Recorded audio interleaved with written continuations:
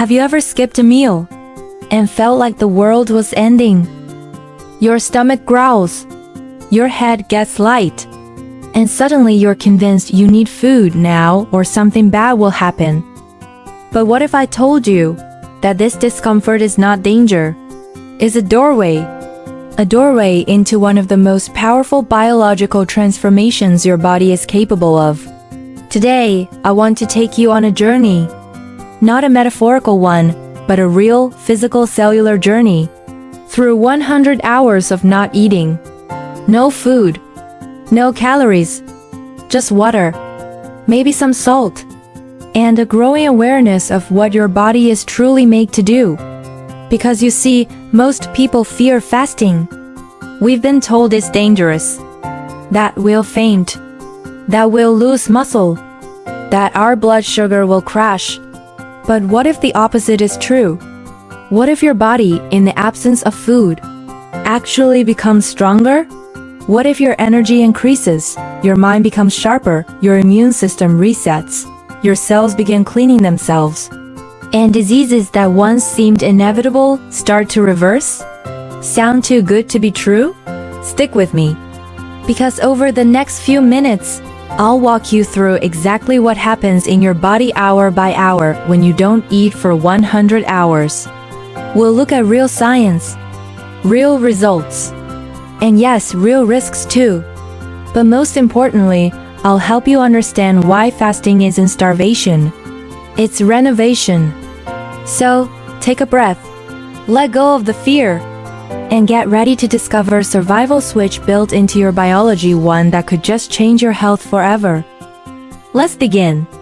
Part 1. The first 24 hours, a gentle shift begins. At first, your body is still running on yesterday's energy. The glucose from your last meals is being used, and your insulin levels start to drop. If you're used to frequent meals, hunger pangs might sneak in, but here's the fascinating part. These aren't signs of danger. They're echoes of habit. Hormones like ghrelin rise not because your body is in distress, but because it's used to a schedule. Skip a meal, and you might feel that twinge, but give it an hour, a walk, a cup of tea, and it passes. It's your body checking in, not crying out. During this first phase, glycogen, a stored form of glucose, is being burned.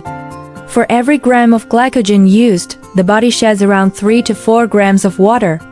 That's why early weight loss is mostly water. It is not magic. It's biochemistry. Part 2, 24 to 48 hours, entering fat-burning mode. Now something remarkable begins. With glycogen stores depleting, your body starts switching gears. It turns to fat for energy, tapping into reserves most of us carry more than enough of. This is the gateway to ketosis, where the liver begins producing ketones, an alternative fuel for your brain and body. Mental clarity often increases, surprisingly. That's because ketones are a cleaner burning fuel for the brain than glucose. You may feel sharper, more focused. Evolutionarily, this makes sense. When food was scarce, we needed to think clearly, not fog up. Hunger decreases, not increases. Why? Because insulin levels continue to fall, allowing stored fat to be accessed more freely. Lower insulin equals better fat burning and, paradoxically, less hunger. Part 3, 48 to 72 hours, deep repair and rejuvenation. By now, your body isn't just burning fat, it's rebuilding. The process called autophagy kicks into higher gear. Autophagy means self-eating, but not in a scary way. It's cellular housekeeping. Old, damaged proteins are broken down and recycled into fresh building blocks. This is when the magic happens at the cellular level. Misfolded proteins, viral fragments, precancerous cells, they're all on the cleanup list. The immune system also resets itself, leading to reduced inflammation and better resilience. You might notice calmness, lightness, almost like your body is exhaling. Part 4 to 72 to 100 hours, longevity signals and inner strength. This is where most people have never been, what we call deep fasting. Growth hormone levels rise, protecting muscle and aiding repair.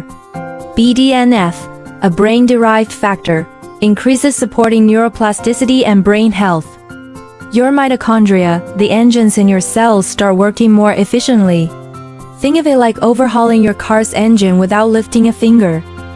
Some call this phase a reset, for metabolism, for immune health, even for perspective. Because by this time, you're not just fasting with your body, you're experiencing clarity in your thoughts. Food loses its emotional hold. Your relationship with hunger transforms. And let's not forget, insulin sensitivity improves dramatically. This means your body can handle carbohydrates better when you return to eating, reducing risk for type 2 diabetes, heart disease, and obesity. Part 5. Breaking the fast, re-entry with intention. Now comes a moment just as important as the fast itself: how you end it. You've cleared your system, tapped into deep energy, and given your body rest. But reintroducing food too quickly or the wrong kinds can undo much of the benefit. Think light, nutrient-dense, and slow. Bone broth, gently steamed vegetables, maybe some fermented foods to nourish the gut. Don't binge. Don't rush. Let your body speak and listen. Fasting for 100 hours isn't a test of willpower. It's a return to something deeply human, a biological rhythm built into us long before the snack aisle existed. It's not about starving. It's about resetting, repairing, remembering what your body can do when it's trusted. And perhaps most beautifully, it's about learning that we are stronger, more adaptable, and more resilient than we often believe.